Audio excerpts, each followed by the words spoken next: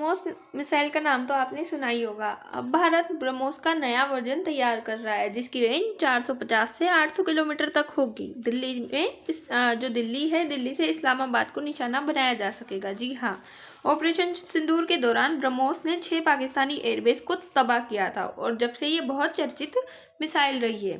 BrahMos missile Bharat और रूस की संयुक्त कंपनी ब्रह्मोस एरोस्पेस द्वारा बनाई गई है। ये दुनिया की सबसे तेज सुपरसोनिक क्रूज मिसाइल है जो ध्वनि की गति से 3 गुना तेज यानी कि मार्च 3 पर उड़ती है। इतनी इसकी पावर है। पहले इसकी रेंज 290 से 300 किलोमीटर तक सीमित थी क्योंकि ये रूस MTCR यानी कि मिसाइल टेक्नोलॉजी कंट्रोल रेजिम का सदस्य है जो 300 किलोमीटर से ज़्यादा रेंज वाली मिसाइल टेक्नोलॉजी शेयर करने पर रोक लगाता है।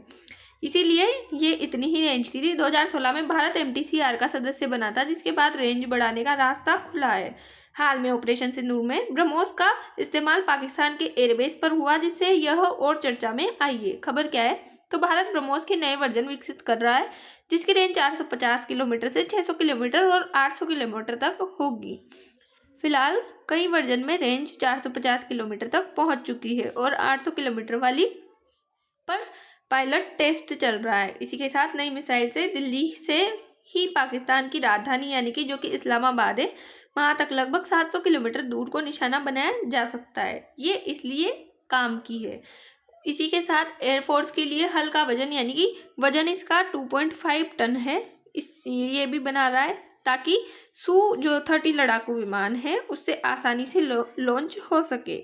उसी के साथ जो Su-30 लड़ाकू विमान है उसी के साथ 800 किलोमीटर रेंज वाली मिसाइल 2027-28 तक सेना में शामिल हो सकती है। चर्चा में क्यों है, तो दैनिक भास्कर की खबर है कि 25 दिसंबर 2025 में ये बताया गया है कि ऑपरेशन सिंदूर के बाद ही नए वर्जन का विकास तेज हो गया है।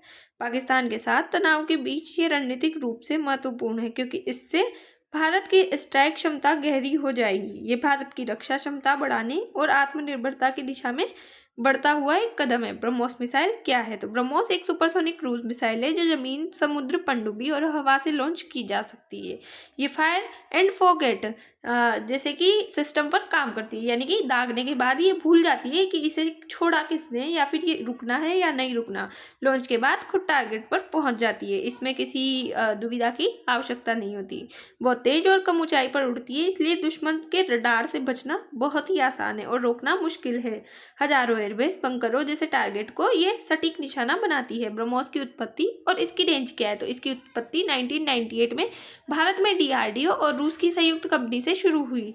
रूसी P-18 800 ओनिक्स मिसाइल पर आधारित है। शुरुआती रेंज 290 किलोमीटर MTCR की वजह से रही थी। अब ये 450 किलोमीटर तक के वर्जन ऑपरेशनल या प्रोडक्शन में शामिल है।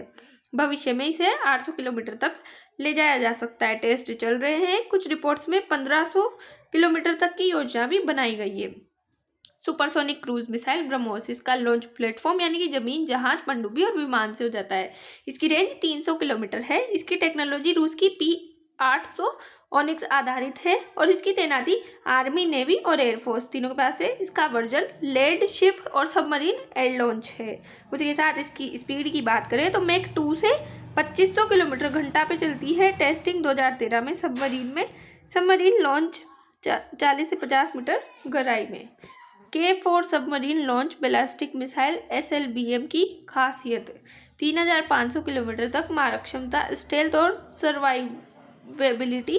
पनडुब्बी से लॉन्च होने के कारण दुश्मन की रडार से बाहर दुश्मन की गहराइयों से हमला करने की क्षमता, सटीकता, तेजी से लॉन्च की सुविधा है, कम मेंटेनेंस और अधिक भरोसेमंद। किसने बनाया था, तो defence research and development organisation ने बनाया था। DRDO ने 1.3 मीटर चौड़ी है और 12 मीटर लंबी है। इसका महत्व है, भारत की तीनों सेनाएं यानी कि थल सेना, नौसेना, वायुसेना की मुख्य स्ट्राइक हथियार है। दुश्मन को कम समय में हमला करने की क्षमता देती है। निर्यात भी हो रही है जैसे कि फिलीपींस, वियतनाम, इंडोनेशिया को ये बिक्री की डील हो चुकी है। भारत को क्षेत्रीय शक्ति बनाती है। इसका क्या रीजन है, तो पहले MTCR यानी कि मिसाइल टेक्नोलॉजी कंट्रोल रेजिम के नियमों से रेंज 300 किलोमीटर तक सीमित थी लेकिन 2016 में भारत के सदस्य बनने के बाद रेंज बढ़ाने का काम शुरू हो गया। इंटरनेशनल रिलेशन, भारत रूस सहयोग मजबूत करता है। दक्षिणी चीन सागर में चीन के खिलाफ वियतनाम, इंडोनेशिया जैसे देशों को सपोर्ट करता है। पाकिस्तान के साथ बैलेंस ऑफ पावर बदलता है और जो डिटरेंस है यानी कि रोकथाम वो बढ़ाता है। MTCR सदस्यता से भारत को टेक्नोलॉजी एक्सेस आसान हुआ है। चुनौतियां और फ्यूचर क्या है? चुनौतियां इंजन अपग्रेड ज़्यादा, इधर सॉफ्टवेयर बदलाव और टेस्ट में समय लगता है। भविष्य में इसे 800 किलोमीटर वर्जन 2027-28 तक तैयार किया जाने की संभावना है। हाइपरसोनिक ब्रह्मोस सेकंड मार्च 8 की और जो 1500 किलोमीटर है उस पर काम चल रहा है। हल्का और NG वर्जन तेजस जैसे छोटे विमानों के लिए ये होने वाला है, मतलब इसकी कोशिश चल रही है। इस पे क्या क्या इफेक्ट है? तो भारत की डिफेंस जो क्षमता है वो बढ़ेगी, खासकर पाकिस्तान और चीन के खिलाफ गहरे हमले संभव है।